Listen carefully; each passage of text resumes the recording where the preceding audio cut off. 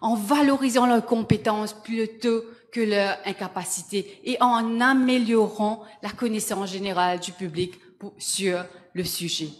Que ce soit à travers une campagne nationale de communication et de sensibilisation d'envergure pour lutter contre les préjugés, ou de s'assurer, par exemple, qu'une représentation suffisante de personnes en situation de handicap dans nos médias.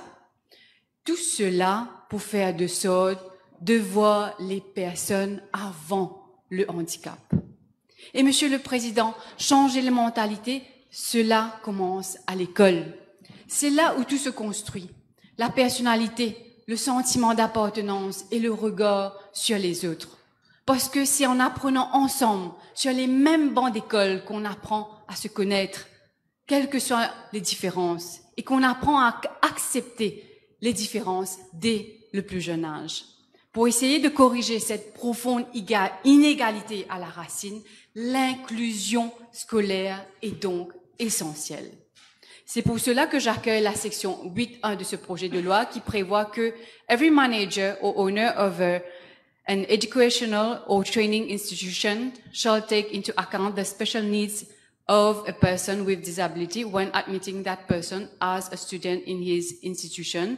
Et la section 8.3, l'admission de l'élève dans une Special Education Needs School sera uniquement pour une période de transition, sauf si le Special Education Needs Authority décide autrement. Cependant, Monsieur le Président, avant même l'introduction de ce projet de loi, les enfants handicapés avaient déjà le droit d'être scolarisés dans les écoles mainstream.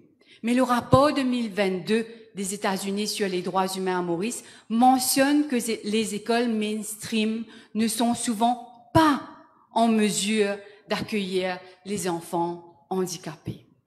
Il faudra que les instances régulatrices s'assurent désormais que ces enfants trouvent leur juste place dans les mêmes écoles que leur génération.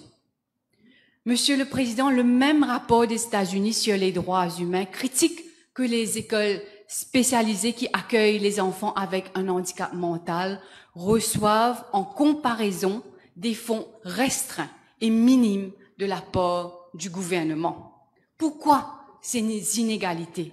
Au nom de ces enfants, je demande que cette injustice soit corrigée. Avant de conclure, Monsieur le Président, je voudrais faire ressortir le soutien essentiel des proches ou membres de la famille qui apportent cette aide si indispensable à une personne de leur entourage qui présente une incapacité, que ce soit un enfant handicapé, une personne âgée en perte d'autonomie ou une personne handicapée à la suite d'une maladie ou d'un accident. Pour nombre de personnes et proches aidantes, les vacances sont rares et les contraintes nombreuses. Parmi ces contraintes, c'est la nécessité d'être constamment disponible et les répercussions financières. Malgré qu'il existe déjà une Carers Allowance mensuelle, je suis d'avis qu'il est nécessaire de mieux reconnaître la valeur des carers, de ces proches qui aident, de mettre à leur disposition des services psychosociaux, de leur offrir des formations pour mieux accompagner leurs proches et mieux se positionner dans ce rôle d'aidant, pour préserver la qualité de la relation avec le proche et connaître la maladie affectant ce proche, ses conséquences sur la vie quotidienne et de pouvoir s'y adapter. Et afin de mieux soutenir ces aidants, ces carers, pour qu'en retour, ils puissent mieux aider leurs proches, je suggère la création d'un congé de quelques semaines pour les proches aidants, pour permettre aux personnes qui accompagnent un proche en perte d'autonomie de concilier vie personnelle et vie professionnelle. Pour conclure, Monsieur le Président, ce projet de loi tel qu'il est n'est pas à la hauteur de nos engagements envers les conventions internationales dont nous sommes signataires. Mais surtout, ce projet de loi a failli à sa tâche de réellement améliorer et simplifier la vie de nos concitoyens en situation de handicap et de leurs proches qui rencontrent et qui affrontent des obstacles tous les jours. Ces citoyens méritent ce petit mieux pour leurs conditions de vie difficiles. Et ce petit mieux est de la possibilité de cette Assemblée. Je fais donc appel pour que des amendements soient apportés. Si tel n'est pas le cas, le prochain gouvernement trouvera la volonté nécessaire pour combler les lacunes de ce projet de loi et trouvera la volonté nécessaire d'apporter ce mieux. Je vous remercie.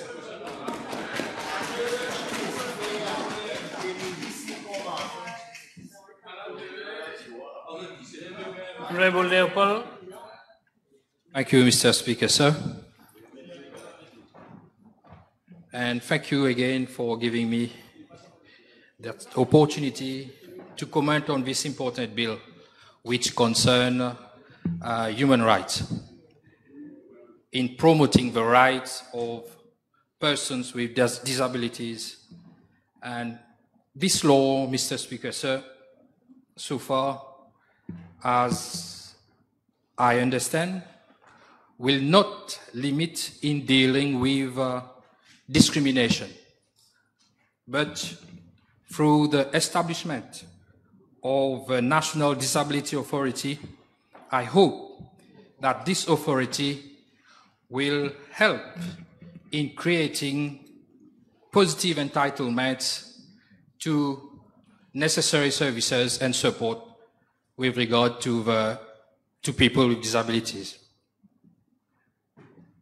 And in regard to the Lois Lazes Trust Fund, I strongly believe that it has shown its importance in maintaining the dignity of the disabled in fighting against discrimination. One can say that we are not doing too well, and others may say we are not doing too bad, either in the regard to the support given to people with disabilities in the Republic of Mauritius. Well, Mr. Speaker, sir, in Mauritius, we have a rather good track record in the protection of human rights compared to so many countries in the world.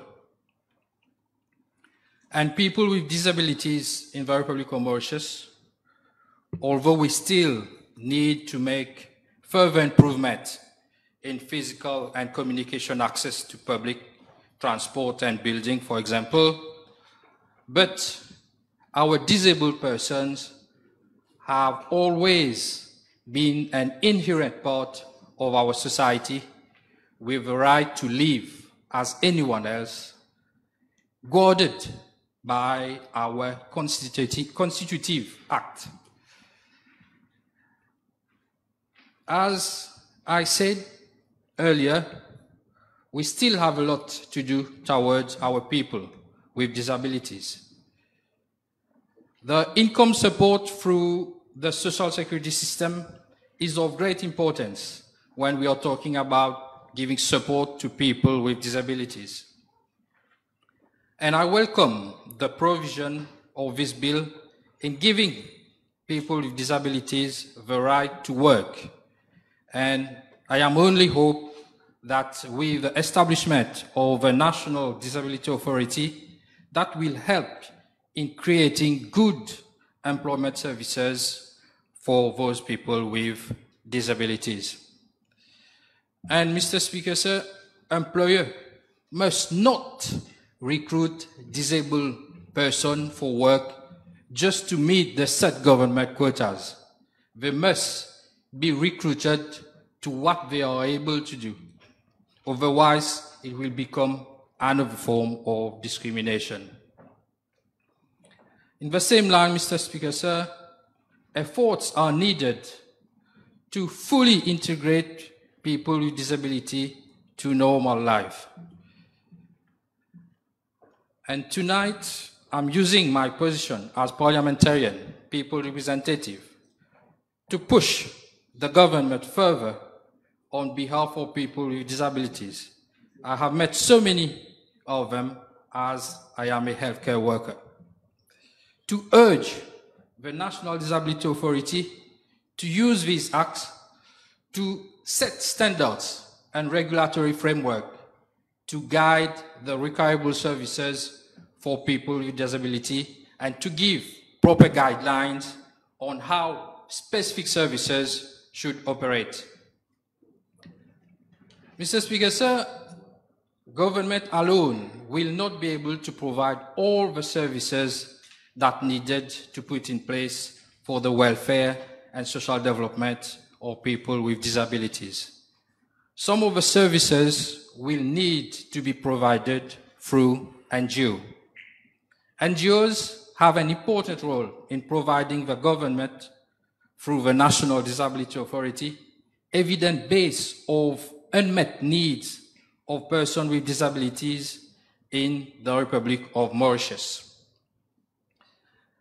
In order for people with disabilities be fully integrated at workplace, employers will need to also work with NGO to meet specific needs of employees with disabilities.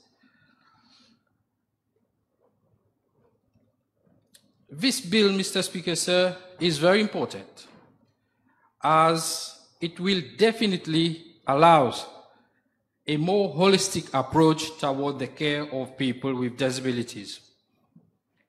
People with disabilities are able to do so many things, but we must not forget that because of some conditions, they will need support and assistance to participate fully in employment.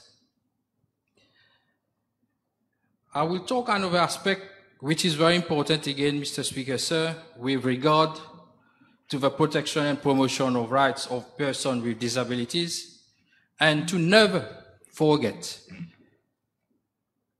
the support to family carers. What does this bill provide to support family carers? The National Disability Authority will need to look into ways in which giving caregivers respite support to family carers. Up to now, there are not enough respite care facilities in the Republic of Mauritius to support family carers. The only one respite care facility of the Republic of Mauritius, I have made to understand that there is only one in the Republic of Mauritius, and this is found in Rodrigues. It is good to note that the government recognizes family caregivers through the social security system by giving them allowances. And caring of loved ones, Mr. Speaker, sir, are very rewarding, despite that respite care need to be made available throughout the Republic of Mauritius, as family carers need rest. They do have personal need as well, and social isolation can be a factor for mental ailment if this condition or situation is not addressed. And all I want to say that this bill will bring, by adding my voice to the debate, that the rights of persons with disabilities shall have the right of protection in keeping with the physical and mental needs, their freedom to do whatever they want, that their inherent dignity be maintained. And I also welcome this bill in this House, Mr. Speaker, sir, because it comes at a very important moment where we are facing the phenomenon of aging population, where we will have increased amount of people with reduced mobility as a result of aging population. And I thank the Honourable Minister for bringing such an important piece of legislation to the House, and I give full support of this bill, and I thank you, Mr. Speaker, sir, for your attention. I'm done. MP Beda. Merci, Monsieur le Président. Le projet de loi, il semblerait, a été bien accueilli avec des réserves. Moi, je dis que c'est dommage que le projet de loi ne vienne pas avec un amendement de la Constitution, pour une raison très simple. Je suis convaincu que dans les rangs de l'opposition, tout le monde aurait voté pour. On aurait eu les 3/4 pour amender la Constitution une fois pour toutes. Je suis sûr, moi, que dans les rangs de l'opposition, on aurait eu les 3/4. Monsieur le Président, lors d'une fonction, il y a quelque temps, avec Jane Constance,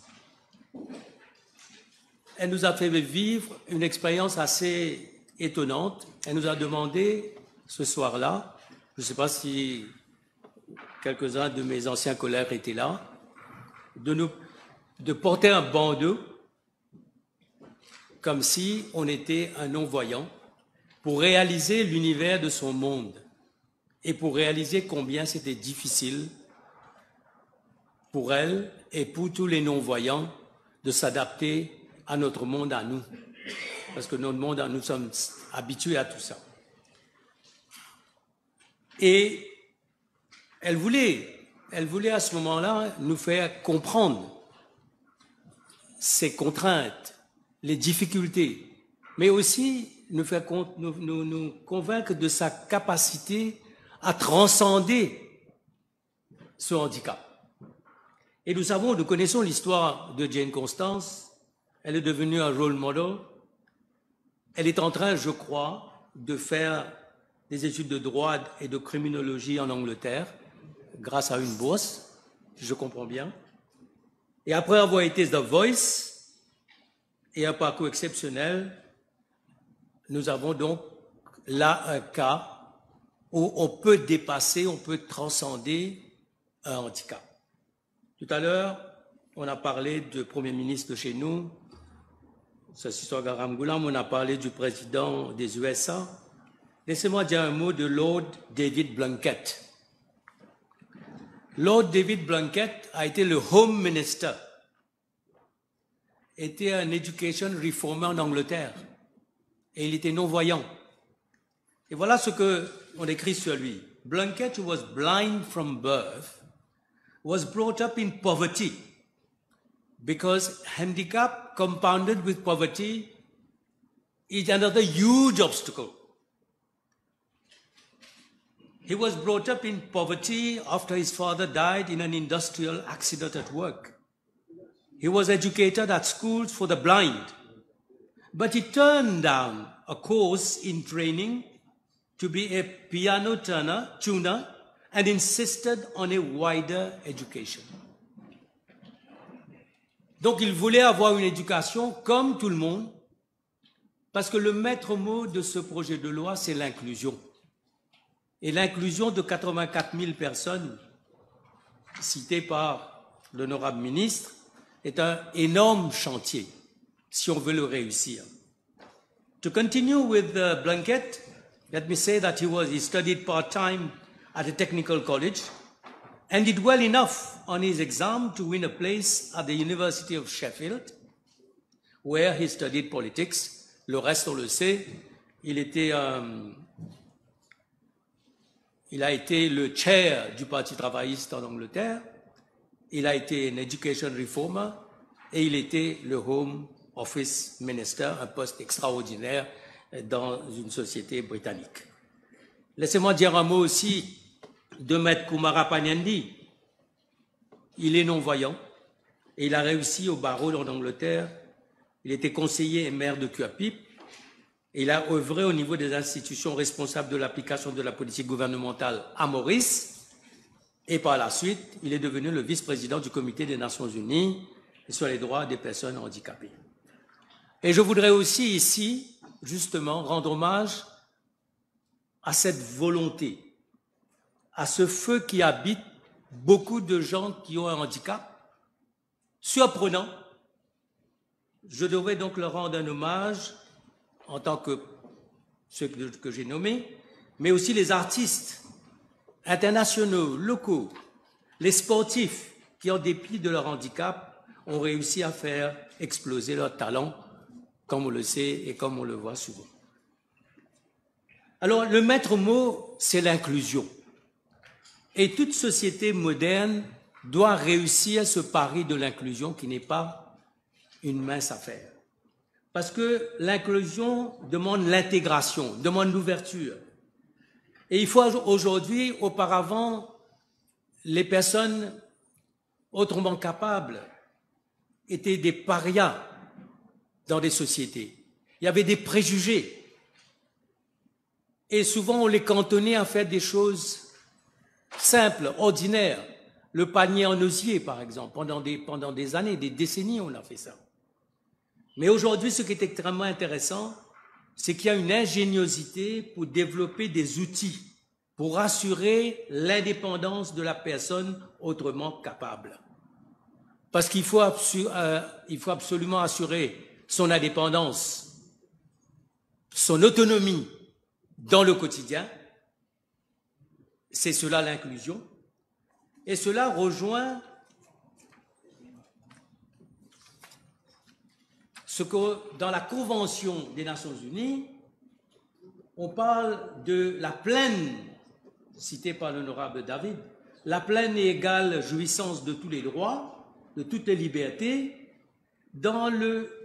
avec le souci de promouvoir le respect et leur dignité intrinsèque.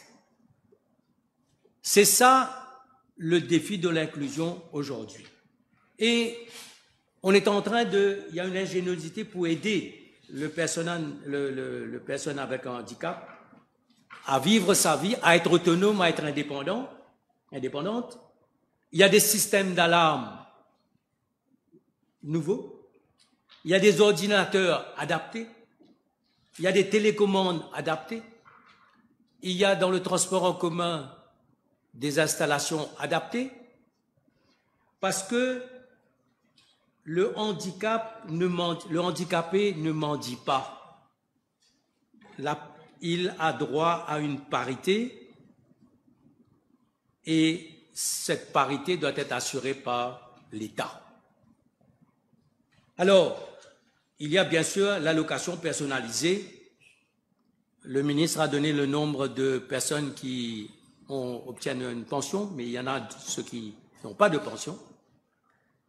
Il y a l'allocation personnalisée parce qu'il y a les besoins essentiels pour que le handicapé puisse vivre de manière autonome, au même titre que tout le monde, dans une intégration sociale parfaite. C'est un droit universel.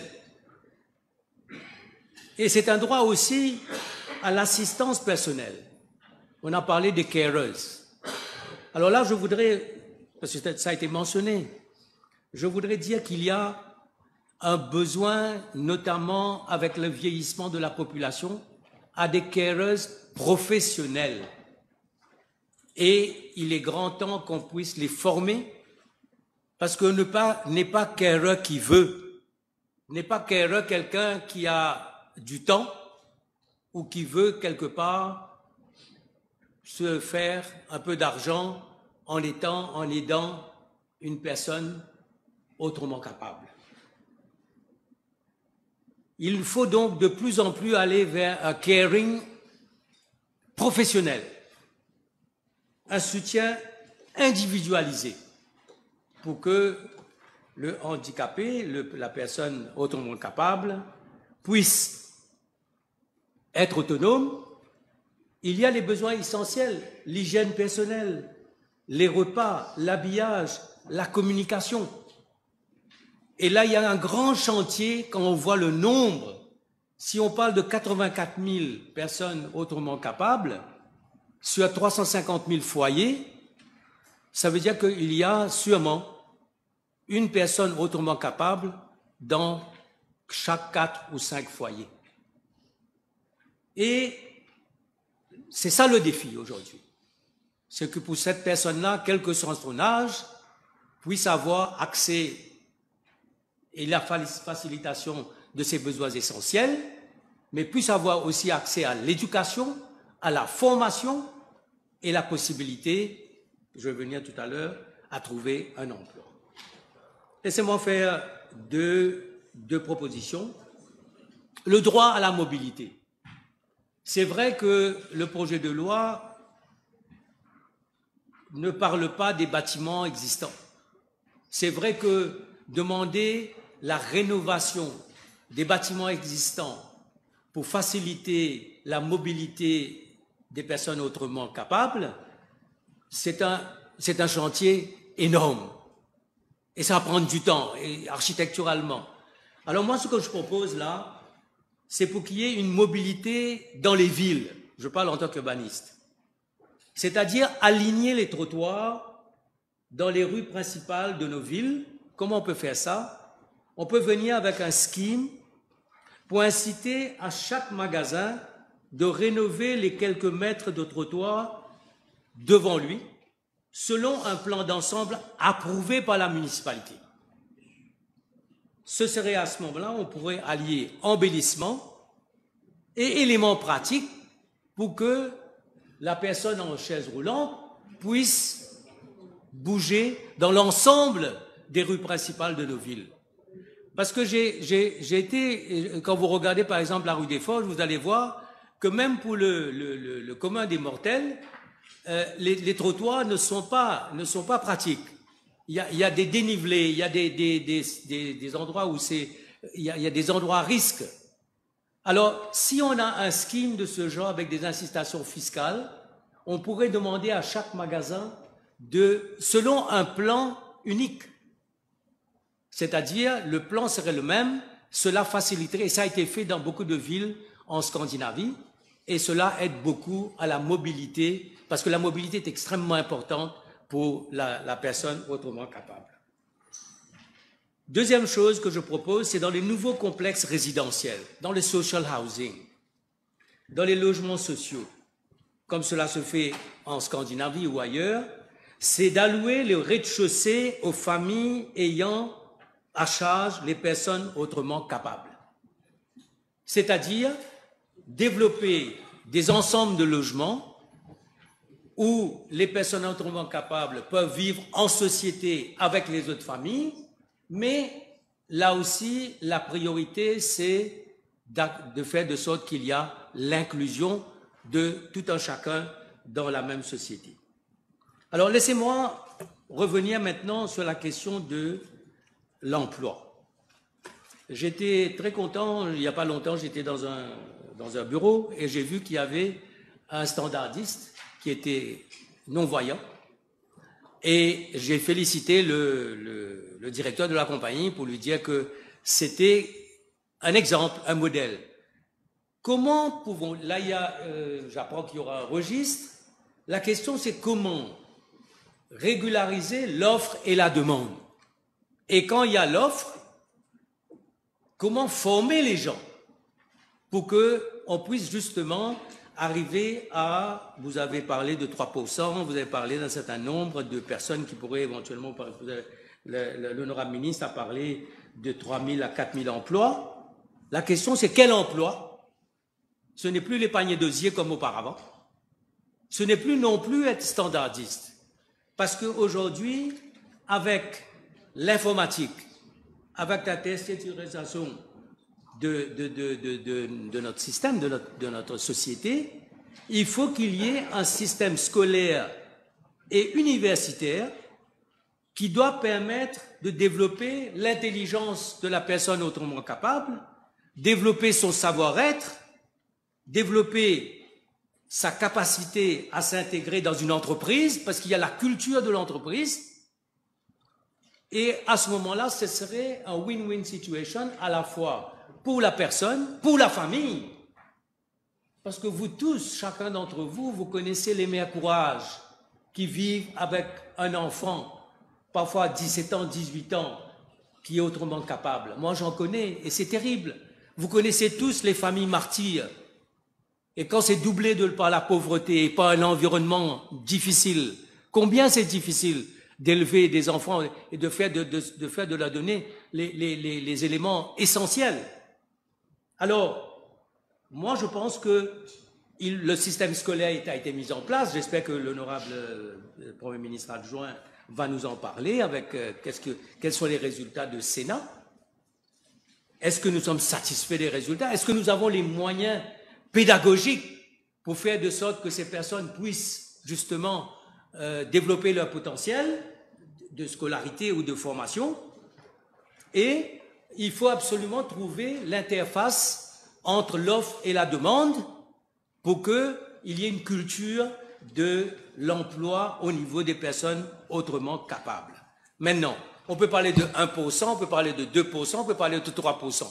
Le problème n'est pas le nombre, même si c'est dans la loi. Le problème, c'est l'enforcement. C'est de demander et de vérifier que les compagnies qui ont plus de 200 employés ont effectivement placé des bonnes annonces pour recruter des personnes autrement capables. C'est l'enforcement. Et il faut aller avec l'enforcement. Et là, il faut absolument que la plateforme qu'on veut mettre en place puisse justement réglementer et être l'interface efficace et des enforcement mechanisms entre l'offre et la demande. Alors, moi je pense que au niveau de l'emploi, il faut qu'on aille de plus en plus vers les emplois de demain, notamment avec la digitalisation, avec l'informatique. Il faut aussi développer le talent, l'artiste. Il y a beaucoup d'artistes, il y a beaucoup de gens, des sportifs. Il faut une grande campagne de communication avec les role models, une campagne de billboard pour montrer aux gens que voilà ce qui est capable, que Jane Constance peut être The Voice, que Blunkett peut être Home Minister, qu'à Maurice on pourrait demain avoir un député, un Premier ministre, un président qui a un handicap mais qui ne l'empêche pas de servir son pays comme cela se doit. Et là, je voudrais saluer, rendre un hommage à tous les experts. Il y en a de plus en plus maintenant. Moi-même, j'ai rencontré il n'y a pas longtemps quelqu'un qui fait de la speech therapy pour les enfants. Et il faut saluer le travail, la passion de ces experts. Et il y a une chose importante, il faut de plus en plus faire un listing des métiers, des besoins de formation, de l'expertise pour s'adapter aux besoins des personnes qui sont autrement capables. Alors, il y a les experts qui sont en train de faire le travail, il y a les ONG. L'inclusion, quand on regarde l'inclusion réussie dans les pays où ça a été réussi, c'est lié à quelque chose de très simple.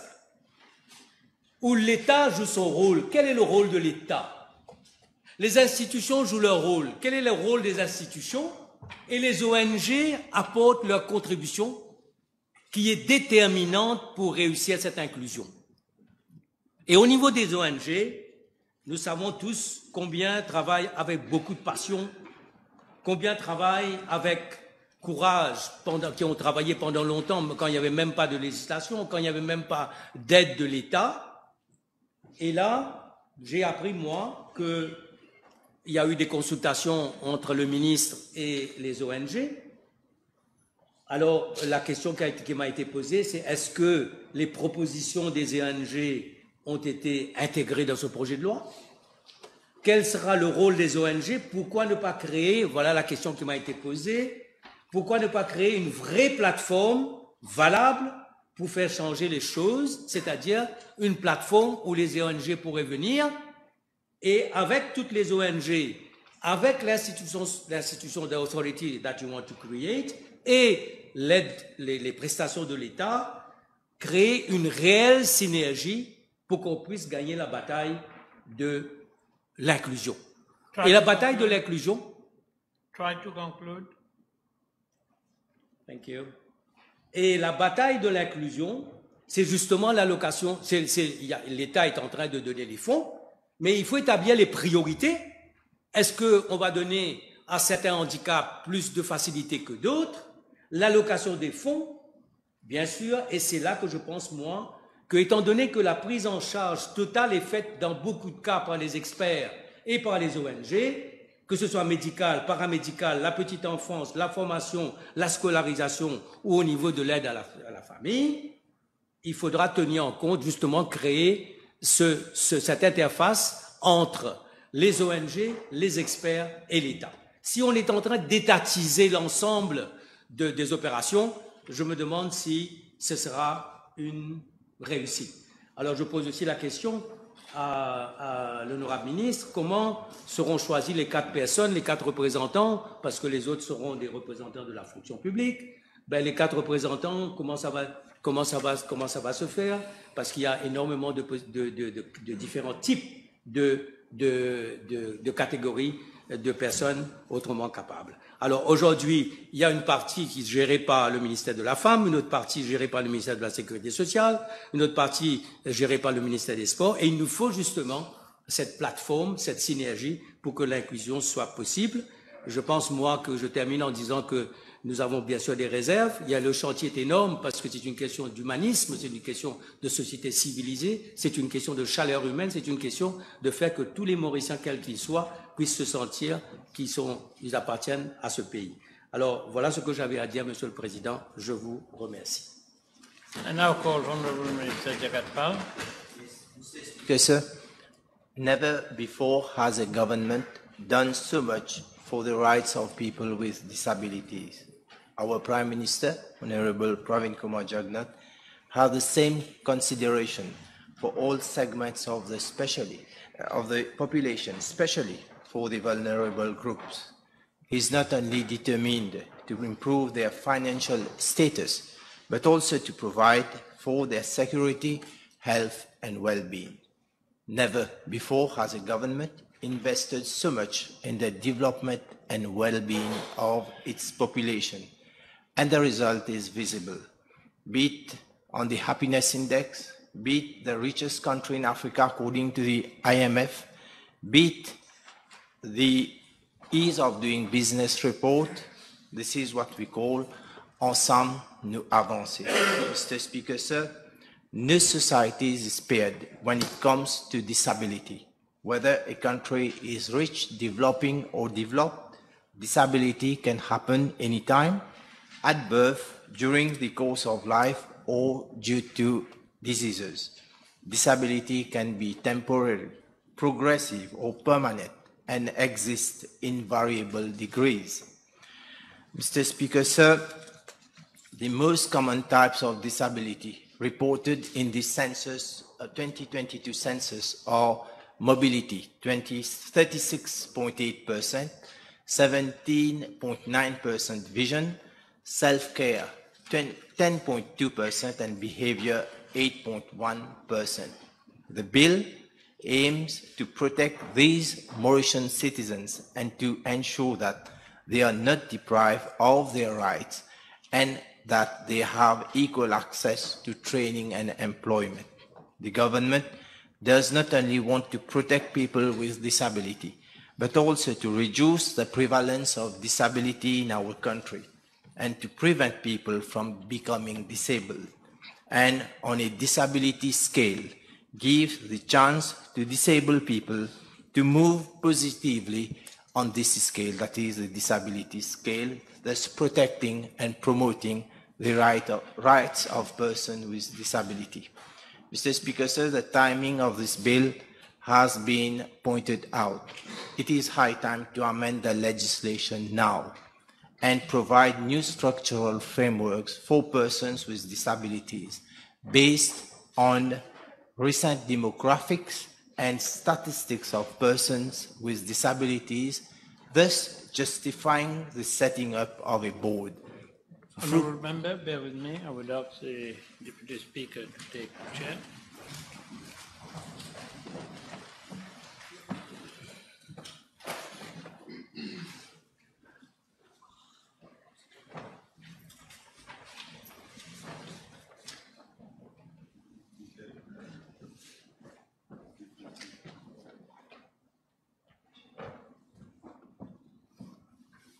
Thank you very much. Please be seated. Please continue. Mr. Deputy Speaker, sir, the government is not only engaged in giving assistance to people with disabilities, but is also more than ever committed to prevent disabilities. Mr. Deputy Speaker, my speech will be mainly on clause 11, that is habilitation and rehabilitation. For example, a person with uncontrolled diabetes has a highest risk to develop peripheral nerve damage and can have unhealed wound in the foot, which later may require amputation. In 2023, there have been 423 new amputations linked with diabetes and 32 not linked to diabetes. Additionally, there were 268 re-amputations. To cater for prosthetics and orthotics for patients, a collaboration with Mobility India, a center of excellence in Mangalore, in India, has been established for new adapted assistive devices for the disabled. In 2023, 22,660 patients have attended the orthopedic appliances workshop consultation, and 19,149 orthopedic appliances have been delivered to patients. This is how to enable persons with disabilities to attain and maintain maximum independence, again, as in clause 11b. Mr. Deputy Speaker, sir, since 20% of the population is diabetic and 15% is pre-diabetic, the vision of the diabetic person can be affected, and that again resulting in disability. This is why it is very much important to have a preventive program. In 2023, 35,000 retinal screenings were performed, especially to detect ophthalmological diseases. The number of cataract surgeries, for example, in our hospital has increased from 7,248 in 2019 to 8,844 in 2023. Hence, many disabilities which are acquired due to health issues can be prevented to some degree with proper screening. There are several other factors which may lead to disabilities besides diabetes, for example, non-communicable diseases, cardiovascular diseases, cancer, stroke, and also antenatal and neonatal care. What the Ministry is doing in line with Section 11, again, with Clause 11, in 2023, attendance at foot care clinics amounted to 40,714. Pediatric clinics, 1,687. Audiology, 16,202. Speech therapy, 10,679. While attendance in physiotherapy was 126,018 as a consequence of longevity of life and aging population. In Mauritius, we have approximately 10 cases of stroke daily, which amount to nearly 1/3 of these patients result in death, 1/3 with severe disabilities, and 1/3 with minor sequels. This is why in December 2023, we have launched a national action plan on stroke and also a dedicated stroke unit at Victoria Hospital. Yearly, around 4,000 cases of stroke are recorded in Mauritius. Rehabilitation is also an important part of the government strategy to decrease the prevalence of disabilities. Professor Raji Ribai from the Mauritian diaspora in Canada, a specialist in stroke and neurorehabilitation, is helping my ministry to formulate a better pathway to recovery through rehabilitation for stroke victims. In 2023, 944 neurosurgeries were performed in regional hospitals, while in 2019, 544 were performed. Spinal unit has also been created at Victoria Hospital in 2021 for complex spinal surgeries, often resulting from road accidents. During the last budget, the government came up with another measure concerning all children who cannot be treated locally. Government is financing the total cost of treatment without any limit of Mauritian children.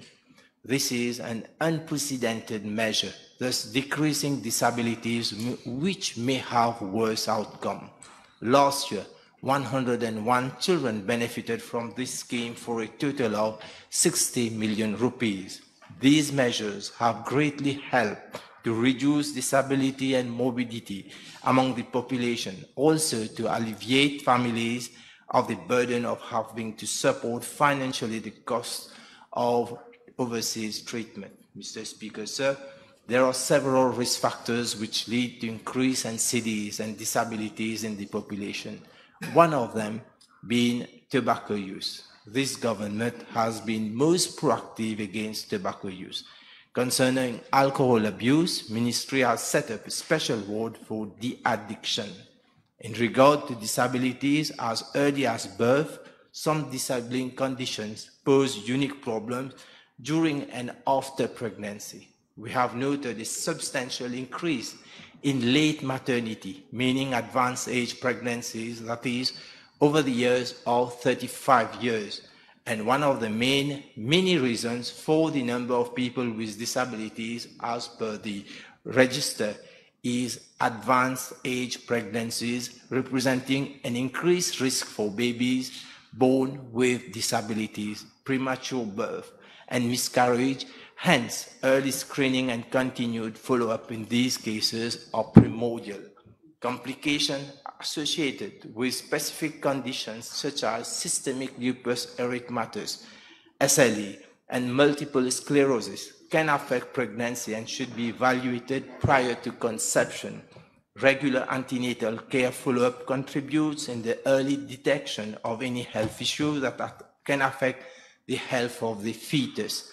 Preconception care, introduced in 2021 for women planning for pregnancy, can also reduce the risk of developing congenital anomalies in their fetus, during pregnancy. Thus, this reduces the disability that is associated with babies born with major congenital cardiac anomalies. Vaccination campaign, for example, has been enforced as there is a full compliance that infants and children being vaccinated as per the list of the vaccinations recommended by WHO. Polio immunization is one of the efficient measures in preventing disability related to polio disease. Training of doctors in the field of neonatal ventilation and advanced life support and nurses in the field of neonatal critical care nursing led to a significant reduction in brain injury due to oxygenation issue or reduction in chronic lung disease that can all contribute in acquiring certain degree of disability from mild to severe form as from birth. This has contributed to decrease the number of cerebral palsy that may be acquired from perinatal asphyxia. New treatments such as therapeutic hypothermia, commonly known as cooling therapy, has been introduced in all neonatal intensive care units that are provided to newborn babies who have perinatal asphyxia. Nutritional management for newborn has considerably improved, which also contributes in the reduction of severe complications that can lead to death or significant disability.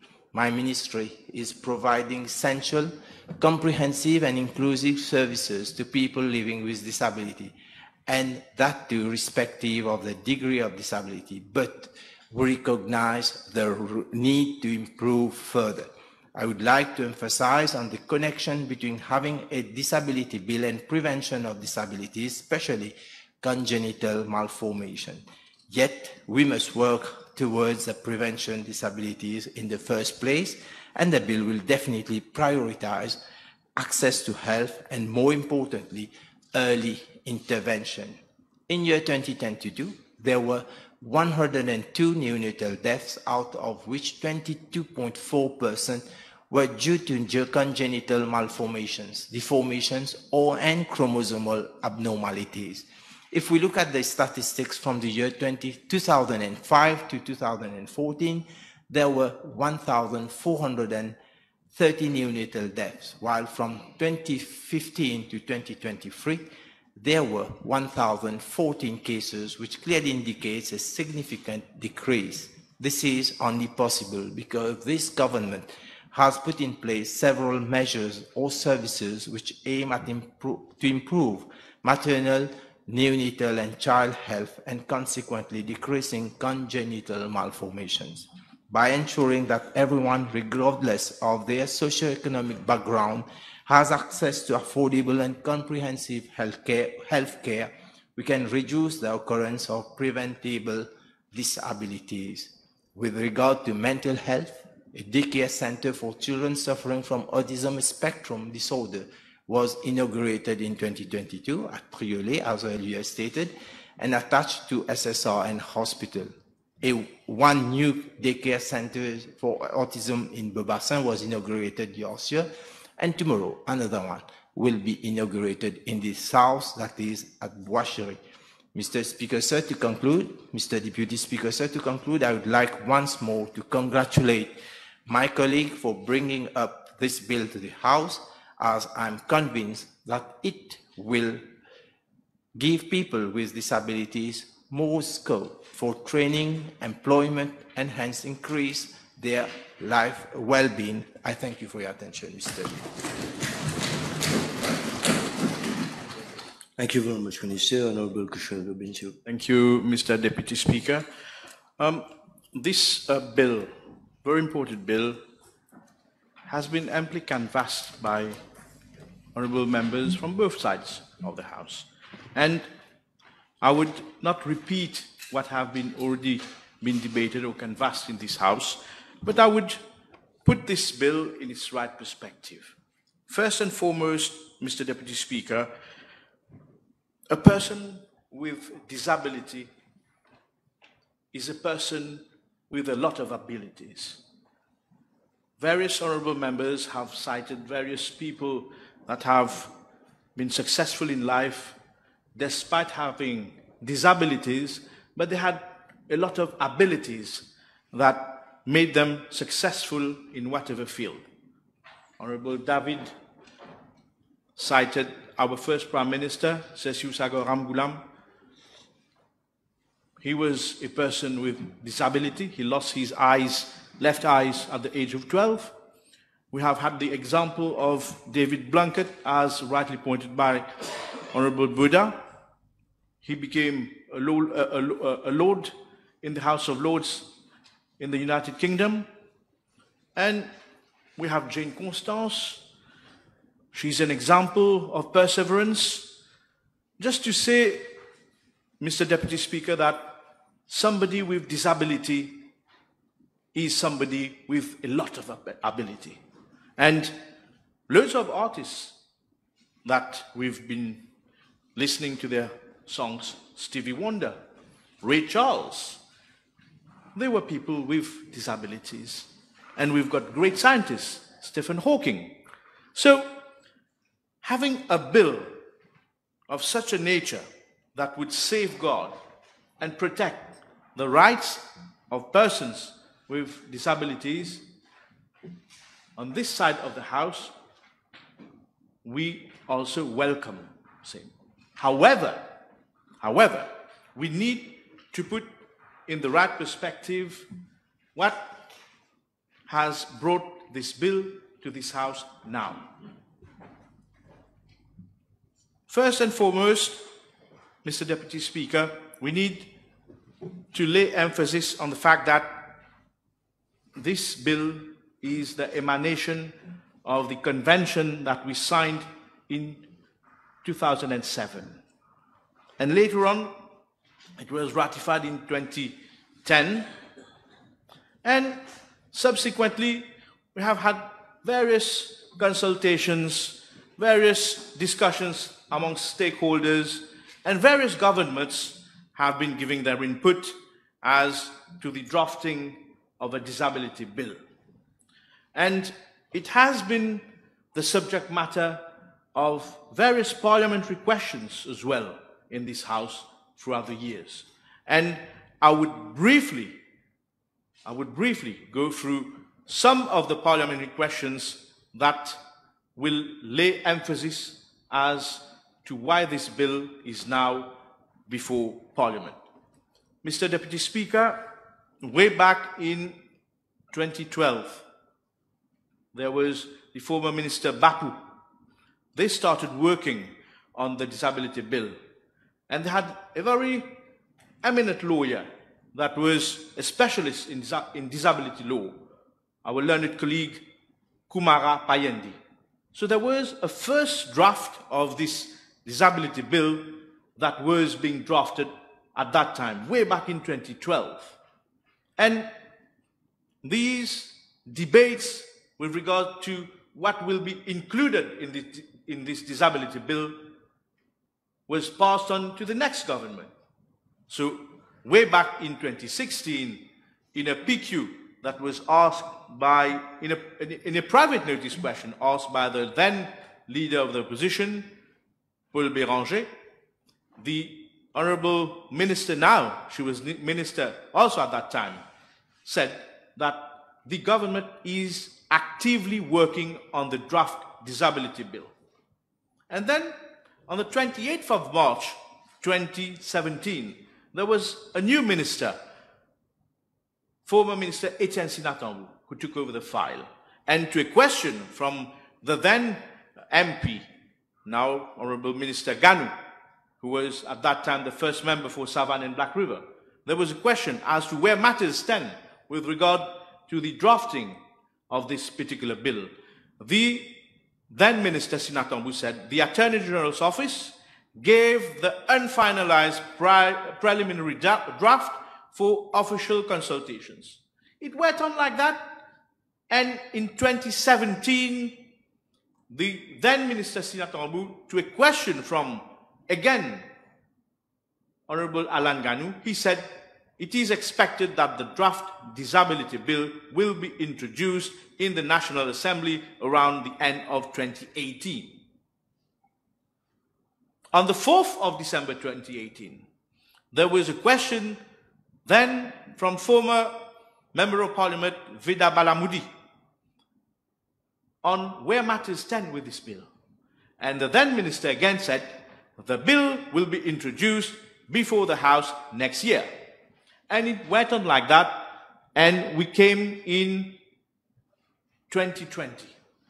On the 28th of July 2020, to a question from Honorable David, first member for Grande Rivière North-Ouest and Port-Louis West, to the Honorable Minister, and I will quote what the Honorable Minister said as to where matters stand with regard to this bill being presented before this House. I quote, Honorable Minister Jiwa Doriaru, there are still a number of issues to be addressed to ensure that we introduce a proper bill. Following several consultations with the State Law Office, it was found that we may need to amend sections 3 and 16 of the Constitution so that the fundamental rights and freedom of disabled people are fully respected. It is also worth highlighting that the bill can only be effective. The bill can only be effective when the necessary preconditions and environment are created for the promotion and protection of the rights of persons with disabilities. These are the facts that have been going through this House for a number of years, and now we are in 2024. We've got this bill, and we are debating on it. We welcome this bill, but the public, this House, should know how we went through all these steps and why now we are in the presence of only the bill, not an amendment to the Constitution, because it was one of the prerequisites to fight and to protect and to bring on the rights of protecting persons with disability through amendment to our Constitution. And it is the Honorable Minister herself, who stated in a question put to her by Honorable Utim at that time, way back in 2016, with regard to why is it that we are not extending that 3% quota that now we have included in this bill to the public service. And this is what Honorable Minister Doriaru said. As you know, I quote, as you know, recruitment of officers in the civil service is done through the PSC, the Judicial and Legal Service Commission, and the Discipline Forces Commission. So introducing the 3% quota in the civil service will inevitably entail constitutional amendments. And this is precisely the point that was taken up by the Honorable Leader of the Opposition in his speech. How will this House, how will the government, how will the ministry, how will any stakeholder in this particular field implement this particular act if we do not bring an amendment to Section 118, subsection 4 of our Constitution? Because it is said in our Constitution, and I quote, Section 118, subsection 4, subject to Section 19A, in the exercise of its functions under this Constitution, no such commission shall be subject to the direction or control of any other person or authority. So how will we oblige an employer, be it in the public service, to enforce this particular legislation with regards to this 3% quota? How will we do it? So I would humbly request the Honourable Minister, in her summing up, to explain to us how we will be proceeding. Because in the past, we were made to understand that we need a constitutional amendment for us to proceed. So, in that respect, Mr. Deputy Speaker, I would also urge the Honourable Minister to explain to us why we do not bring before this House constitutional amendments with regards to Section 3 and Section 16 of our Constitution. I feel that both sides of this House would have welcomed it favorably, any constitutional amendments to enhance the rights of persons with disabilities in our law. So I do not understand why we have not yet brought this piece of constitutional amendments to enhance, protect the rights of persons with disabilities in our law. I would also, Mr. Deputy Speaker, give my opinion with regard to Clause 4 of this bill. Clause 4 of this bill, Mr. Deputy Speaker, it concerns the independent monitoring mechanism. And it says as follows, that there shall be within the ministry an independent monitoring mechanism which shall be responsible to promote, monitor the implementation of the convention. And when you look at the composition of this independent monitoring mechanism, Mr. Deputy Speaker, you will see that there will be a representative of the ministry as chairperson, a representative of the Human Rights Division of the ministry responsible for the subject of foreign affairs, a representative of the authority, 4 representatives of organizations providing support to persons with disabilities, each having a different type of disability, to be appointed by the minister. And the independent monitoring mechanism may co-opt any other person who may be of assistance in relation to the promotion and monitoring of the implementation of the convention. I would humbly make a suggestion to the Honourable Minister. If we go by the spirit of the convention, when we speak about an independent monitoring mechanism, it should be truly independent. Here, we are having only public servants that will be appointed by the ministry, by the minister. So why not, instead of those 4 representatives of the organizations being appointed by the minister, why don't we have an elected body of all the NGOs, and they will choose who are the 4 persons that they will send on this independent monitoring mechanism? Because this independent monitoring mechanism has got a very important role to make sure that the convention that we have signed, ratified, and now we will have it enacted in our laws, that it functions as to the true spirit of this convention. So I would urge the Honourable Minister to consider this issue of giving the independence to that independent monitoring mechanism. And to conclude, Mr. Deputy Speaker, I would like to pay tribute to all the relentless efforts being made by several NGOs, fighting throughout the years to safeguard the rights and protect our persons with disabilities, because it is very stressful when you leave that situation. I have faced that situation with very close families of mine, and I so salute the parents and families that in their day-to-day life, every day, they cater for someone who has got disabilities in their family. I've visited, I've seen a son who is now 47 years old. The mother has been staying with his son for 47 years.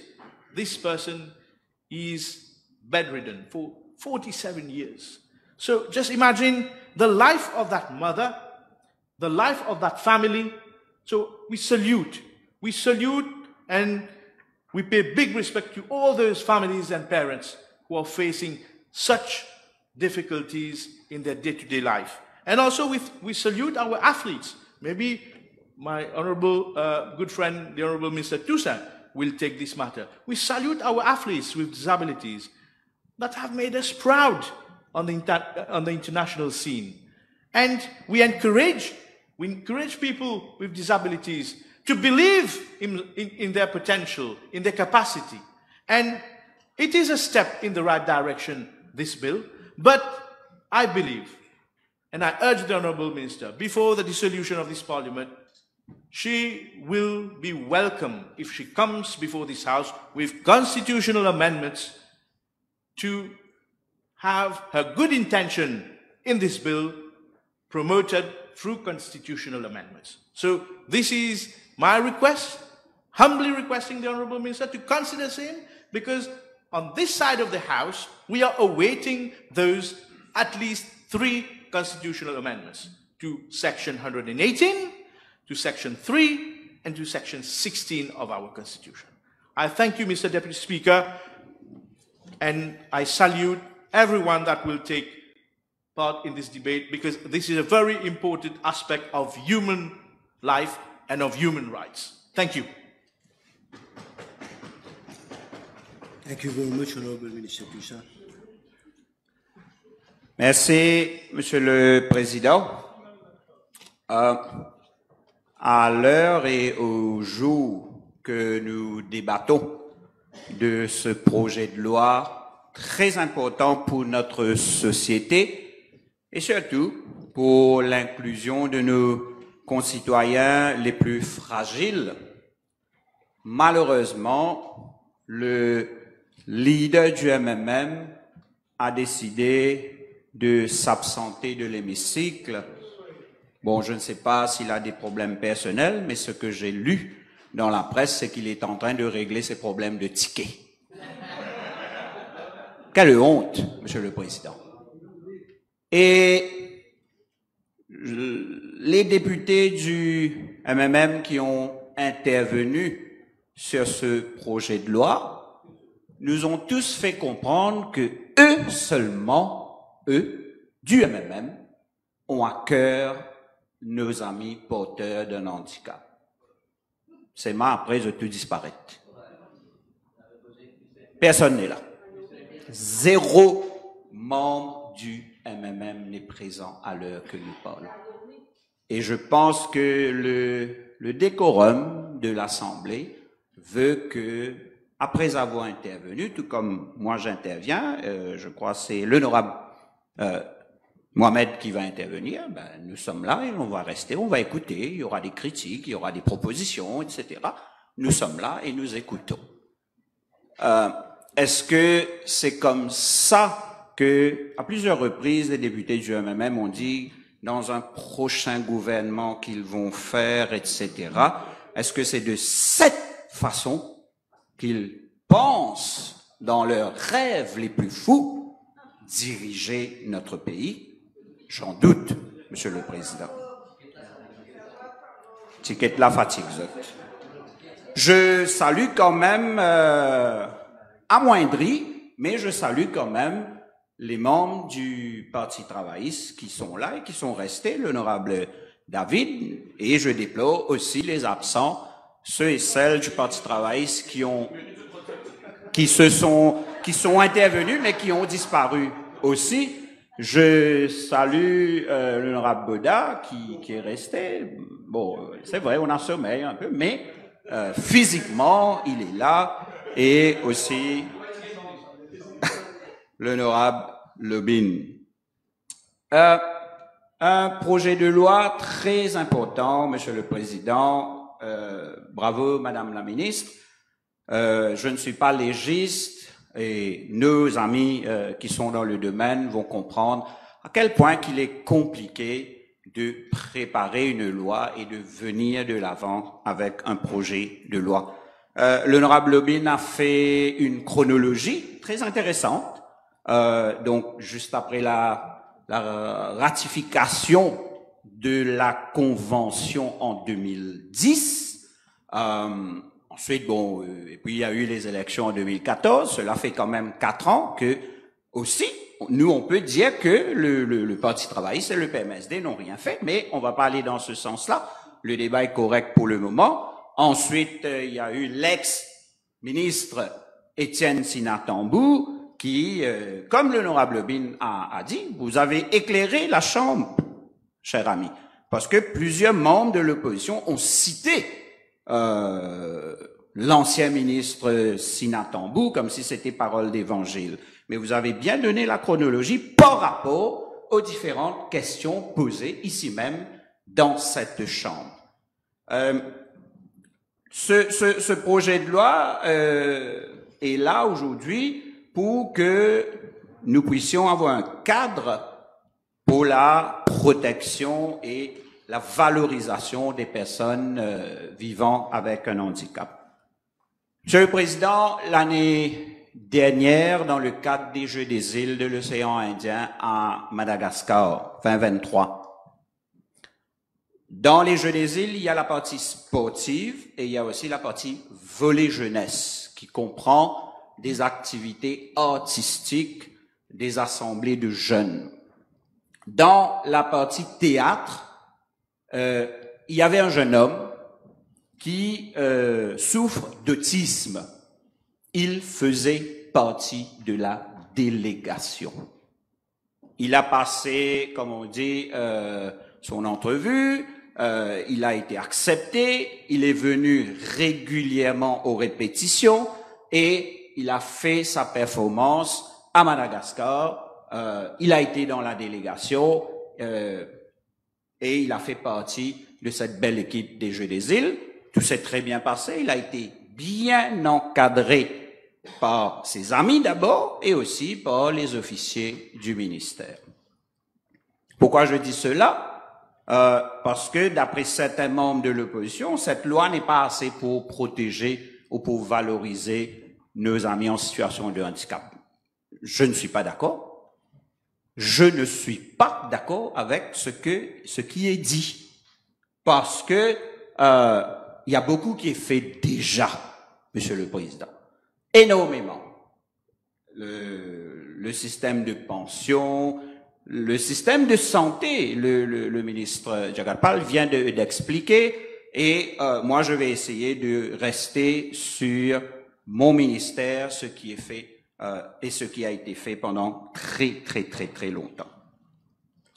Ceci dit, Monsieur le Président, je suis entièrement d'accord avec le député, l'honorable David, qui, je crois, a terminé son discours avec, je cite, si j'ai raté un mot, vous m'excuserez, une société qui s'adapte aux personnes en situation de handicap et non l'inverse. Je le redis, Monsieur le Président, c'est ce que nous faisons déjà. Certainement, un projet de loi, il y aura certaines choses à dire, à corriger sur la partie légale, mais je le redis, ce que l'honorable David a dit, nous le faisons déjà. Au sein de mon ministère, tout est fait pour mettre en avant nos amis vivant avec un handicap. J'ai donné l'exemple de ce jeune garçon autiste qui a fait le déplacement avec nous. Plusieurs d'entre nous, de ce côté de la Chambre, de l'opposition, ont cité nos athlètes en exemple. À 2 reprises de mémoire, nos athlètes handisport ont été aussi les porte-drapeaux de la délégation de Maurice. En 2019, Jeux des îles à la maison, chez nous, c'était Noémie Alphonse qui était la porte-drapeau de la délégation de Maurice. En 2023, l'année dernière, à Madagascar, c'était Andorra Hasson, visually handicap, qui était la porte-drapeau de la délégation de Maurice. Ceci pour vous dire que nous faisons déjà et nous faisons tout ce qu'il faut pour valoriser, pour mettre de l'avant nos amis porteurs d'un handicap. Et que dire des résultats et des performances de nos handisports, Monsieur le Président? Nous parlons souvent de toutes ces belles médailles rapportées par nos athlètes handisports. Et ceci n'est pas le fruit du hasard, c'est tout un écosystème qui est mis à la disposition de nos athlètes pour qu'ils puissent bien faire. Et parlons chiffres, Monsieur le Président. En 2019, ou plutôt en 2023, commençons par l'année dernière, oui, voilà. En 2023, le handisport avait rapporté aux Jeux des îles de l'océan Indien à Madagascar 16 médailles d'or. 2023. En 2019, à la maison, la délégation handisport avait rapporté 17 médailles d'or. En 2015, à La Réunion, 14 médailles d'or. En 2011, c'était pas le gouvernement MSM, en 2011, c'était le Parti travailliste et le PMSD. Notre délégation, malheureusement, handisport, avait ramené que 4 médailles d'or depuis les Seychelles. 4 médailles d'or. Et aujourd'hui, on vient nous dire que nous ne faisons pas assez, etc., pour nos amis handicapés. Je le redis, ces résultats que nous voyons aujourd'hui dépendent de l'effort du gouvernement en place. Et nous avons de la chance d'avoir un Premier ministre qui a à cœur toute sa population, mais aussi, surtout, nos handisportifs et qui me donne au niveau de mon ministère les moyens de donner cet écosystème à nos amis handisportifs. Quelques chiffres encore, Monsieur le Président. Nous avons mis sur pied depuis quelque temps Hope. Pas l'espoir, c'est pas qui là-bas, là, ça, c'est maillé, ça. Hope. Horizon olympique paralympique élite. Pour la première fois, encore une fois, dans son histoire du sport, il est dommage que l'honorable Kirin n'est pas là, parce que souvent, lui, il nous dit que le sport est mort à Maurice. C'est la même rengaine à chaque budget. Le sport est mort, le sport est mort, le sport est mort. Dommage qu'il n'est pas là. Je le dis pour qu'il puisse aller lire ça dans Hansard. Pour la première fois dans l'histoire sportive du pays, nous avons mis sur pied un projet visant à encadrer nos athlètes en général par rapport aux Jeux olympiques et aux Jeux paralympiques. Et Hope, Monsieur le Président, a investi sur 3 ans 7,5 millions de roupies sur les athlètes handisport. Et c'est cet investissement qui, en retour, ramène des médailles pour la République de Maurice. Grâce à nos handisports, Maurice est reconnu sur la carte mondiale, mais aussi pour que nos jeunes vivant avec un handicap aient des, comme on a dit, des role models. Et encore une fois, je le dis, Monsieur le Président, c'est pour montrer que loi ou pas loi, projet de loi ou pas projet de loi, beaucoup est fait. Un autre exemple, Monsieur le Président, c'est, comme vous le savez tous, le programme Duke of Edinburgh. Le programme Duke of Edinburgh, je vais citer, alors, Constitution of the International Award Foundation, Article 4 of the Code of Practice. Je cite, to ensure that the award is freely available to young people. C'est ce qu'on fait à Maurice. C'est le ministère qui investit dans le programme. Are the appropriate ages, regardless of their gender, race, religion, political affiliation, or any other personal circumstances. Ceci pour dire que le programme doit être adapté, doit être présenté aussi à nos jeunes vivant avec un handicap. Et donc, qu'est-ce que nous avons fait? L'année dernière, en août 2023, il y a eu une présentation du programme à 124 Sense School Managers and Educators.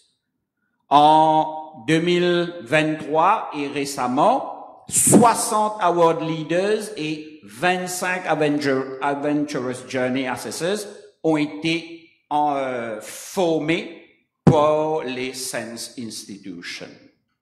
Et j'en passe. Un autre chiffre, à mars 2024, donc 99 garçons et 86 filles des Sense School ont participé au award et ont eu leur bronze level. Ceci pour vous dire que nos jeunes vivant avec un handicap ont aussi la possibilité, Monsieur le Président, de participer à nos différents programmes. Beaucoup aussi a été dit par rapport aux infrastructures, que cette loi n'est pas assez audacieuse, ne vient pas dire qu'il faut tout changer, etc., etc. Quelques exemples, Monsieur le Président, toujours par rapport à mon ministère. Ramps available pour faciliter la mobilité.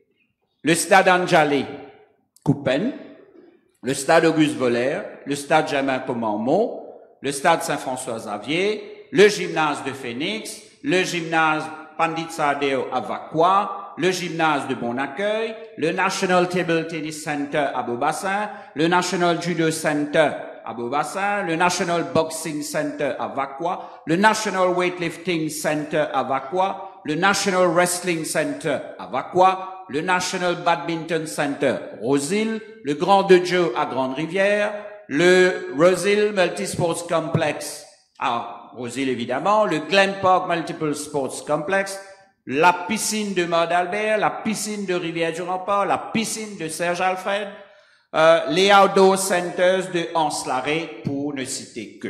Évidemment, il y a quelques-uns où nous avons encore un peu de travail à faire. Il ne faut pas venir dire qu'il n'y a aucune infrastructure qui est accessible aux personnes porteurs d'un handicap.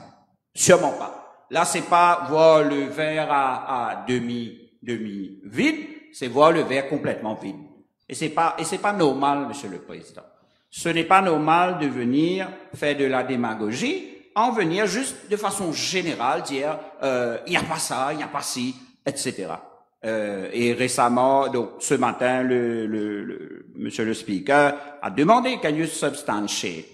C'est trop facile de venir et de faire de beaux discours et de faire de la démagogie. Nous sommes dans les faits, nous sommes dans les chiffres. Et rapidement, Monsieur le Président, sur le Mauritius Recreation Council, le board du Mauritius Recreation Council, nous avons un membre du board qui est porteur d'un handicap. C'est un enseignant très connu dans le monde du handisport, et elle a bien voulu accepter de faire partie de notre board. Au National Youth Council, il y a un jeune homme porteur d'un handicap sévère, très sévère, qui travaille dans l'administration et qui fait excellemment bien. Beaucoup ont parlé qu'il y a un manque de loisirs, etc. pour les personnes porteurs d'un handicap.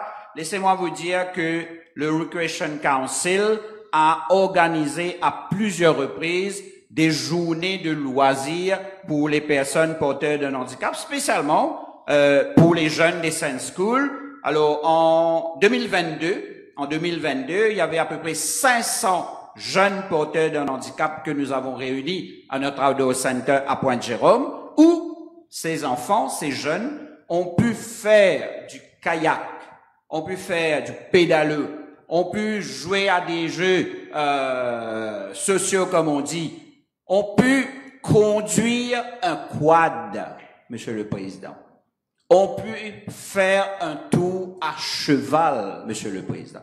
Et nous parlons là de plus de 500. L'année dernière, en 2023, pareil. Et l'année dernière, nous avons aussi introduit, je ne sais pas qui a parlé de Madame Danielle, qui parlait de sa difficulté à avoir accès à la plage. Alors, laissez-moi dire à toute la population, l'année dernière, le Mauritius Recreation Council, je vais le dire comme c'est, had procured 2 amphibian wheelchairs. Donc, si je traduis littéralement, 2 fauteuils roulants amphibies qui permettraient à n'importe quelle personne porteur d'un handicap même sévère de se mettre sur ce fauteuil et de rentrer dans la mer aisément. Et bientôt, le Recreation Council va préparer un timetable, un programme, et on va marquer cela pour dire, de telle heure à telle heure, sur telle plage publique, venez utiliser ces fauteuils roulants amphibies. Et Rodrigue n'est pas en reste. Récemment, le Mauritius Recreation Council, le 23 mars, a organisé sur la plage publique de Mourouk une journée d'activité pour les Rodriguais porteurs d'un handicap. Je m'arrête ici, Monsieur le Président. Il se fait très tard, mais il y a beaucoup de choses à dire. Pourquoi je dis il y a beaucoup de choses à dire? Je le redis. Malgré que on nous dit la loi, il y a tel manquement ou tel manquement, nous sommes en train de travailler depuis X temps déjà pour nos amis porteurs d'un handicap. Je dis à la population de continuer à nous faire confiance, à faire confiance au Premier ministre, parce que nous avons à cœur leur bien-être. Je vous remercie de votre attention, Monsieur le Président.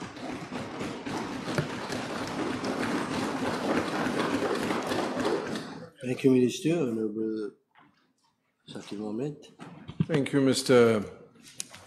Deputy Speaker. Sir, I must from the very outset state that I have listened with a lot of interest to the orators, but I must stress that I listened to the speech of the Honourable Minister of Youth and Sports, I found his speech very interesting. I may not agree with everything he says, just like I'm sure he would not necessarily agree with all I say, but the tone and tenor, even though there were certain little piques ici et là, which is quite normal, I must say that it was quite interesting. Where I would also join a lot of my friends in this house today, on both sides when I say friends, not only on one side, is that this whole debate on this particular project today clearly has and should not have any political connotation. But then again, I mean, aren't we all human? We try to say that it has no political connotation, but at the same time, we try to portray that we are doing the good thing and the right thing for disabled, and sometimes we even say that we're doing things better than the other. So, even though we intentionally don't try to make it politics as a subject, we all have our weaknesses, and then again, I mean, the reality is those in power should try to sell their goods and market the work they've done, and try to show to the people that what they've done is good. And our role is to show that, listen, you may have done things with good intentions, but then again, there may be some lacunas somewhere, and let us try to help identify those lacunas and come up with solutions. So this is basically what democracy is all about anyway. Now, it doesn't mean we are enemies, but it just means we are adversaries and nothing more than that. But I say again, friends on both sides of the House have made speeches where all of us clearly understand what is in the convention. Everyone has clearly read the convention, was probably available from ministers either because your permanent secretaries have given it to you or your advisors, or basically you have seen it on the internet. Fair enough. I've been minister, I know how it works. Fair enough, we've done our reading. But then there's one thing that is common between the party in power and the Labour Party. Even though my friends on the other side may not be very happy when I say that we do share a commonality, there is a similar element between you and I, MSM on one side, Labour on the other. Both of us have taken a hell of a long time to come up with a piece of legislation. Both of us. And I was conversing with my good friend, Honorable Lobinja, a few minutes ago, and I was asking him, why is that? Because then again, this is quite a legitimate question that we should ask ourselves. Wherever we come from, whichever party we come from, there is no excuse, even though we try to give excuses. There is none. In actual fact, we are all responsible for any delay, and we cannot limit it to the minister concerned. We can't, for example, throw all the blame at the feet of the Minister of Social Security. Yes, we like to say that the Honourable Prime Minister of the government we belong to is the one that leads everything by example. When we are in power, we say it's our Prime Minister. When you're in power, you say it's your Prime Minister. My God, I mean, people listen to us sometimes and they get used to this rengaine where we all say the same things. But then if we are to analyze, would we say the same thing, that the delay is because of the Prime Ministers who were leading at the time? I mean, why wouldn't we say so? I mean, because then what's good for the goose, it goes for the gander. I mean, obviously, if the Prime Minister is the one that leads by example and brings changes, if there are no changes brought, we have to say he's liable somewhere. But we wouldn't say that because we're not being honest. And I'm saying we are not being honest dans nos propos.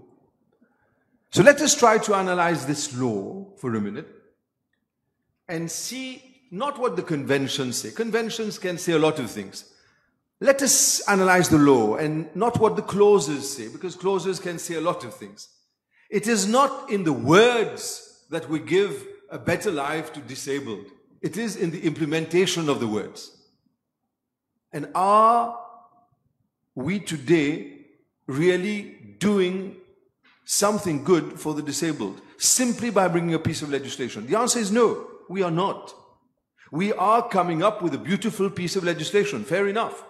But the question is, look at the previous legislations. Was it necessary to come up with new legislations in order to ensure, let's talk for example, that people who are disabled had access to transport in the public transport, access to buses, access to taxis, access to pavements?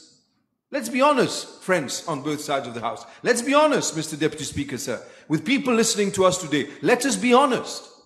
Are there proper pavements in our country, be it towns and villages, for people who are disabled to be able to reach places as those who are able?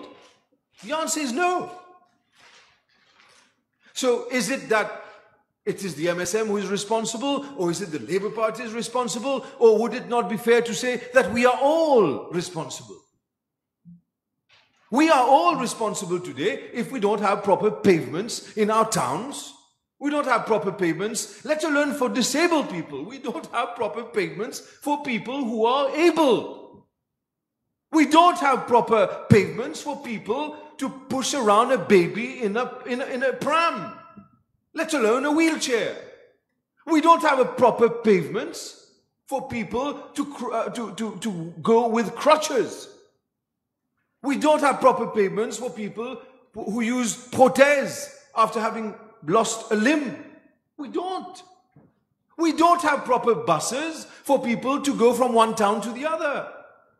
We talk a lot of talk. We are so good at talking in this country. But in implementation, we are a failure.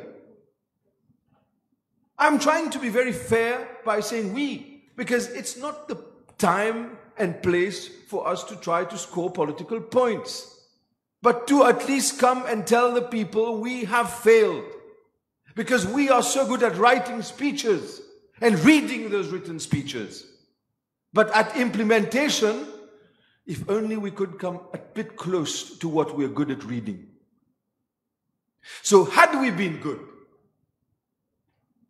explain to me, why is it that under the old law, and maybe the Honorable Minister of Education could help, maybe the Honorable Minister of Social Security could help, why is it under the old law, even though there were under the schedule the number of people who should be employed, why is it that no one was ever prosecuted and fined for not having complied with the law?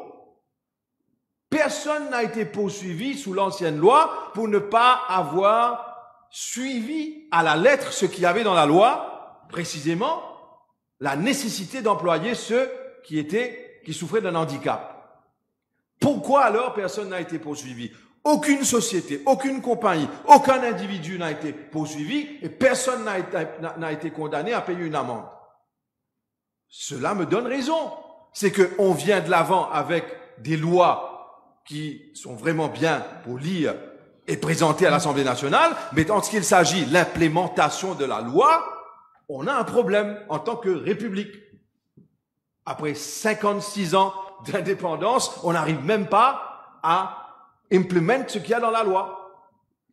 Est-ce qu'il était nécessaire d'avoir une loi pour dire que la section 16 de notre Constitution dit quoi? Que there shall be no discriminatory laws to people with disabilities. That is what section 16 of the supreme law of this country says, the Constitution. Doesn't the old laws, before this one will come into force, don't the old laws also provide that no one shall be put in a situation of discrimination? It's not the first time that there is a law now in this bill that talks of discrimination. This is where I disagree with the Honourable Minister when she presented the bill. The old law also says that. But have anyone been prosecuted? And I come here to reality. Let us take an example of Mr. X or Miss Y. They are disabled. Allons prendre un exemple. And let us do it together. As brothers and sisters, let us not judge one another. Let us say that we are all good intentioned. We may be successful, we may be not. But that's not the point. Our intention is noble. We want to help the disabled. Let us all analyze it, friends. Let us analyze for a minute that a disabled person should be able to leave his home and go to attend the Ministry of Youth and Sports, the Municipal Council of Portland, or any district council, the post office, a court, a police station. He should be able to go there. The logical thing for him to do if he lives close to, let us say, a court or a market or a shop is to use the pavement. Who is responsible for building a pavement?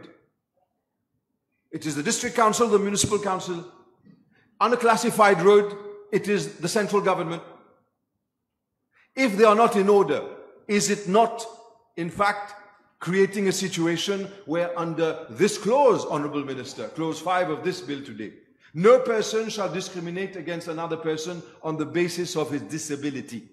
And prohibition from abusive treatment, clause 6, any person who subjects a person with disability to degrading treatment or ill treatment, whether physical or verbal, intentionally causes pecuniary loss or material prejudice to a person with disability, subjects a person with disability to violent treatment, I cannot go on and on and on, shall commit an offense. Is it not an offense? Isn't it not an abuse? Is it not a violent treatment not to give someone with disability a proper pavement to go somewhere? Is it not an abuse or violence on a person with disability not to give him a proper means of transport for him to be able to accéder à ce moyen de transport public pour pouvoir y aller comme une autre personne who's abled? Is it not discriminatory? So in the example I've just described, the municipal council or the district council or central government would be responsible as having committed an offense. So under this scenario, friends on both sides of the house, who would take action in order to implement the law? Let us say, for example, we are to leave this August assembly. We are to come here today. How can a disabled person enter this assembly today? Show me. Are we not sending the message outside that, listen, if you have the intention of coming to this parliament, you are disabled, access is an issue. Your writing pad your iPad is an issue. The documents you're given is an issue. There are many issues. How do you move around? There are steps here. If you're disabled, how do you move around from this chamber? Are we not discriminating against those who are disabled to come to the temple of democracy? Are we not? All of us, are we not responsible? But how does this law come and change anything? Who would take action against the Lord Mayor, the Chief Executive, the Conseiller? Who would take action against the Minister of Local Government for having failed in providing proper means of access? Who would take action against the state for having failed to ensure that public buildings are in order? Who would take action against the Supreme Court? Who would take action against the district courts? Who would take action against the Minister Balgobin sitting in front of me when his post offices are not accessible? Who? Who would take action? Be it under the Labour government, be it under the MSM government, the PMSD government, the MMM government, whatever. Who would take action? This is what I'm saying, friends. Implementation. So today we have failed because, you see, it's all well and good, Mr. Deputy Speaker, sir, to make beautiful speeches. But first and foremost, I humbly ask my friends on all sides that we stand and rise above the occasion. Let us not think about the elections that are coming. Or maybe we should, because it's an opportunity to change the system of government. We cannot continue filling up those places with public officers, those bodies. And Madam Minister, the Honourable Minister, knows better. She's also a member of the legal profession. If there is anything wrong, Mr. Deputy Speaker, sir, you are also a lawyer by profession. If there is anything wrong that goes on for someone who is disabled, écoutez bien, les amis, des deux côtés de la chambre. There is something called, if someone does anything wrong, there is immunity, there's no liability. They're not held liable in this law. Why are they not held liable? Because they're public officers. So basically a disabled person who normally would have more difficulty to go to see a lawyer, more difficulty to go to complain to court, more difficulty to go to an institution to obtain redress, the Public Officers Protection Act, Section 4 says you have only 2 years to institute proceedings, civil or criminal, tort or contract. You have only 2 years against government. Wasn't this an opportunity to make a difference, to show that we recognize that for disabled people it's more complicated? That's a reality. Therefore, the limitation of 2 years should not apply. Should we not be more flexible in our approach? It doesn't show that we are trying to, soi-disant, être moderne dans notre approche, mais dans la réalité, on présente tout le temps des difficultés aux personnes autrement capables. So friends, we will come again maybe in 10 years' time, and then we will say this law is better. And in the meantime, the pavements will still be in a despicable state. The buses will still not be accessible. The post offices, that maybe my friend Balgobin will say, well, I tried to digitalize it, so there's no need to go there, use your internet. Maybe the MBC, still, we don't have anyone who explains or does sign language. There is no teletext for those who are deaf. It doesn't exist. Not even Mighty. as actual fact. So in other countries that have laws of this nature, sir, not only do they have, they walk the talk, in fact. This is the way we put it. They walk the talk. In here, we just talk the talk, but we're not walking the talk. And I'm saying it again, I'm not blaming any one of you on the side of government. Your intentions may be noble. Just like the intentions of members of the opposition, clearly you are all in this what? Clearly you all want to be elected again. Fair enough. But it does not mean that you will necessarily, or it doesn't mean that we will necessarily. The Almighty knows. But what I'm saying, in the meantime, we have a common responsibility. The common responsibility is to ensure that whatever laws we bring forward, we can implement it. So I invite the Honourable Minister to first and foremost explain in her summing up, if it is the Municipal Council of Portruy, for example, that cannot even provide proper pavements to disabled, who would take action against which person representing the Municipal Council? And would there therefore be only 2 years for someone who's disabled to act against a public officer who has been negligent? Isn't this unfair? So what I'm trying to say is, let us break down all the technical terms. Let us break down all the legal language and jargon. Because all of us are here to do good. Let us break it down. Let us do away with those technicalities. Let us try to speak the language of the common man. How do we help? Helping them means being less technical. Helping them means trying to be realistic. It does not mean because the Labour Party is in government, the Municipal Council does a perfect job.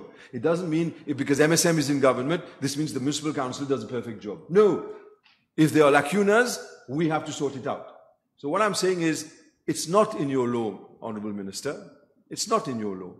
You see, as we finish this debate today, and then next week, the members of government will have the privilege of speaking on their own without members of the opposition responding. This is also a right that you can use. I won't say abuse. It's a right to use. Fair enough. I may not agree, but it is what it is. But when we finish with this bill, the pavements will still be in a despicable state. There was a project, I remember Honorable Buddha was in government in those days and was saying that there's now a project to do up all pavements. I remember him that. He said that many, many years ago when he was in government. Pavements are still in a mess. What has happened? Now, it doesn't mean now because he's in the opposition that he's the bad person. It's central government he belonged to that did not do this right. So, there is a shared responsibility. I remember such beautiful speeches that we would have low-floor buses. We still have lorries, chassis of lorries being used as buses that are banned in certain African and Asian countries. In Mauritius, we're still using it. Can you swear to us and to the disabled out there that when this law is passed, they will have access to transport faster? Can you tell me that when they call the CWA or when they want to watch TV, they will have someone with sign language? Or when they go to courts, let's say the District Court of Pamplemousse or the District Court of Cupip, do they have access to go upstairs? The answer is no. Or are we going to use the same excuse that we all use whenever we're in government? We have to start somewhere. And then we will build on it. At least on commence quelque part. Mais on commence et c'est un éternel recommencement. On dit la même chose. Et on doit arrêter quelque part. Alors, si j'ai offensé qui que ce soit dans mes propos de ce soir, je m'en excuse. That was never my intention. My intention is to say that we all have a common goal. We all should not be, I'm not judging anyone, we have our good intents. Let us try to be less political about it, even though we are politicians, and try to really be honest, at least to the disabled. Thank you very much. Thank you. Honourable Minister, please. Mr. Deputy Speaker, sir, I move for the adjournment of the debates. Question is that the debate be now adjourned. Those in favor say aye. Those against say no. The ayes have it. Mr. Deputy Speaker, I move for adjournment of the Assembly to Tuesday, the 16th of April at 11:30 a.m. The question is that the House be adjourned to Tuesday, 16th of April at 11:30 a.m. Those in favor say aye. Those against say no. Aye. The ayes have it. The House stand adjourned. There is no specific matters put to on the order paper today. Have a safe trip back home. And may I take this opportunity to wish you Eid Mubarak next week.